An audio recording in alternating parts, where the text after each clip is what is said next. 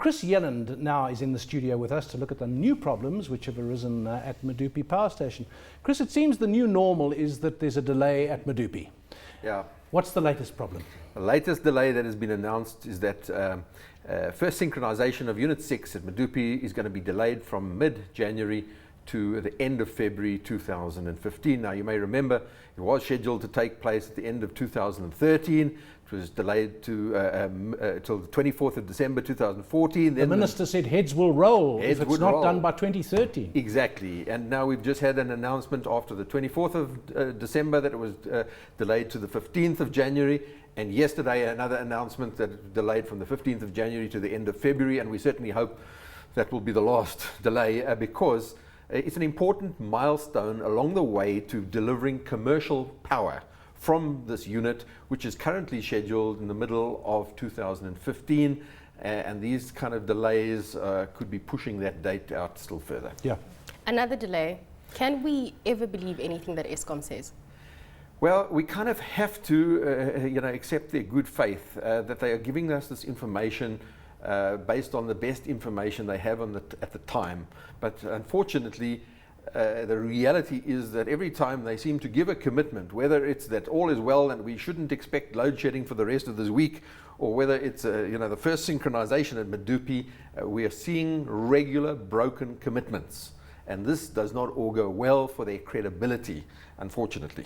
Again, one wants the bad news and maybe even make it worse than it is to prepare people. The blood, sweat and tears thing. I'm offering you the worst and now we're going to try and make it better. At least then we know. I've been saying this for some time, that they seem to always overpromise and underdeliver. Now, I like optimism. We all like to be optimistic.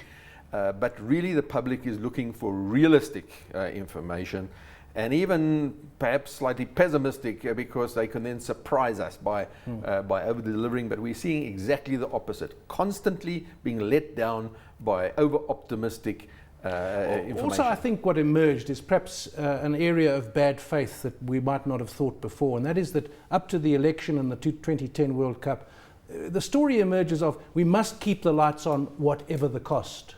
And therefore maintenance that could have been done then, and maybe they should have had some load shedding then, wasn't done.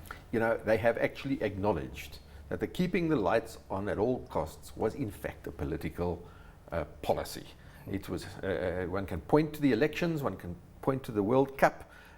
It was really critical in the politicians' minds that they should keep the lights on at all costs. And of course there always is a cost, and the cost is an economic cost. It was expedient at that time to rather bear the economic costs rather than the political costs before an election. The policy has now changed, and cynics would say, oh, it's because the elections are over. But actually, there are further elections taking place next year. There's always local an government elections, and now the policy is, that we must accept that there is going to be load shedding at residential level, and this is, of course, amongst the voters. And these are local government elections. So I think the reality is starting to get through that you cannot defer maintenance forever. And put off the consequences of that deferment till another day. At some point it catches up with you and you start experiencing high levels of unplanned outages, and that's exactly what we're having now. If you don't service your car will break down in due course. Chris, we literally have a few seconds left. Certainly. I just wanted to know, the consultation with industry, like the big mining houses, is that going well?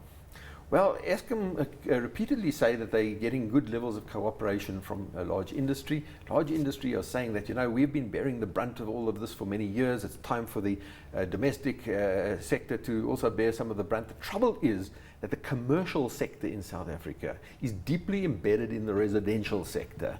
And in fact, the commercial sector has a high value add per unit of energy used. Its energy intensity is much lower. It produces more GDP per unit of energy used than the heavy industries. So in fact, the impact on the economy of load shedding at a residential and commercial level, which is what is happening now, is very significant because of this high GDP per unit of energy consumed, so that the impact on the economy is serious, even by doing domestic and commercial load shedding. Unfortunately, the two are embedded and it's hard to separate them. Oh, we'll have to end it there. Not cheerful stuff. That was Chris Yelland, MD of EE Publishing.